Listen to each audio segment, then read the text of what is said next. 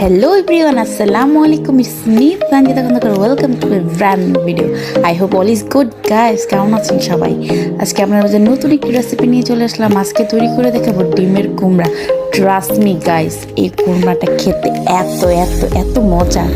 এখানে পেঁয়াজ কুচি, আদা, রসুন দিয়ে, তেজপাতা, এলাচ, দারচিনি দিয়ে ভালো করে পেঁয়াজটাকে আমি ভেজে নিচ্ছি। পেঁয়াজের ভাজাটা একদম নরম হবে, শক্ত হবে না।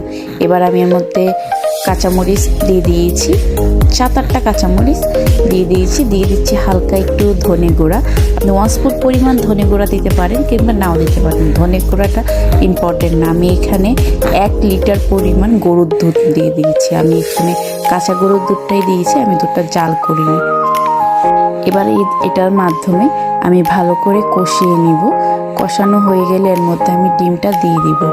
দেখা যাচ্ছে এর মধ্যে কষানোটা খুব বেশি ইম্পর্টেন্ট। আমি এর মধ্যে কিন্তু কাজু বাদাম, চীনা বাদাম পেস্টও দিয়ে দিয়েছি। মাস্ট বি কুমড়ার মধ্যে চীনা বাদাম কিংবা কাজু বাদামটা দেওয়ারই ট্রাই করবেন। কাজু বাদাম দিলে খুবই মজা হয়। গ্রেভিটা জাস্ট এত আঠালো হয়েছে, বিশ্বাস করেন, ট্রাস্ট মি।